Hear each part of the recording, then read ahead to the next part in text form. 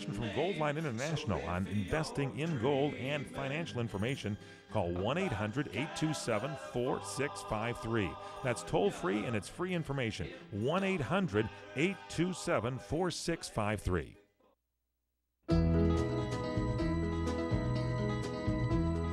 Everybody's talking at me. My guest, Armin Brott. He's the author of The Military Father, a hands-on guide for deployed dads. If they go to the website, mrdad.com, can they hook up there to get a copy of the book, Armin? Absolutely, yeah. It's mrdad.com. You can get it from there. You can get it if you like to buy your books at your favorite bookstore. They can certainly order it for you as well. Either one of those places. Oh, okay then. Now then, just before the break, we were talking about, well, I sort of asked you, how do the fathers really stay involved when they're over there and the children are over here? Are there ways suggested in the book other than a telephone call?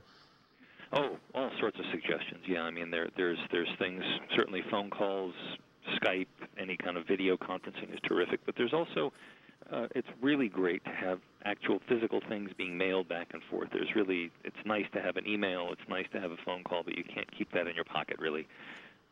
Having a drawing from the kids with one of those wonderful things that we all have on our refrigerators of "I love you, Daddy," or "You're the best dad in the world," that really goes a long way.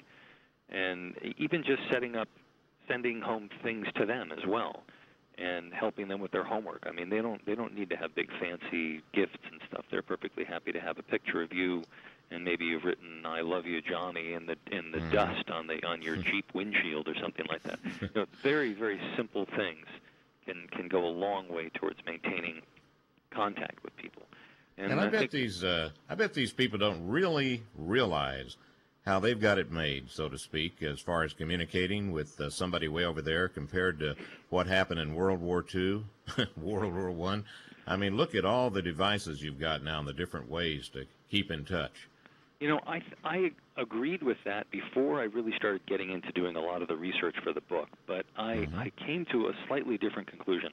I think email is terrific, and there's no question that people are running around with cell phones, and they can have very, very frequent conversations. Not everybody. And, of course, Skype, I actually heard wonderful stories from people, a guy who was actually at the birth of his baby. I bet I know where you're going. Yeah. I bet I know where you're going, just see if I'm right. That now they miss them even more than if it was only a letter. No, not. No? All right. That's part of it. But I think part of the problem comes from having a cell phone is you think that you can be in contact every day, and if you miss a call, particularly the folks back home, they call the dad, and he's on maneuvers, he's doing something else, they immediately start panicking if they can't reach him as often as they thought they could. That's one thing.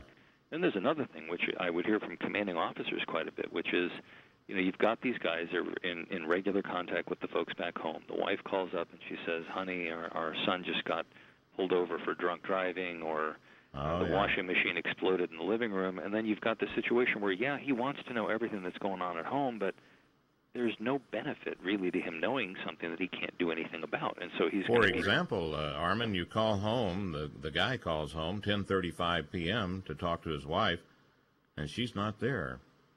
So then automatically, Yeah, and then when you too much worrying. Yeah, really. But I mean, imagine if you're in a combat situation and you're worried about the washing machine. I mean, you're going to be a distraction to yourself, and you're going to be a danger to everybody else around you.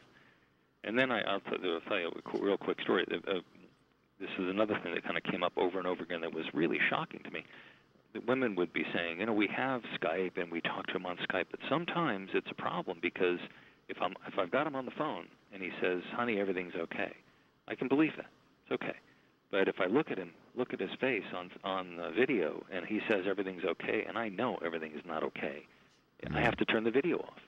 So these really wonderful technological ways of staying in touch are great to a point. You just we're all out of time. Sorry, we're all out of time, so tell the listeners again, where can they get a copy of the book?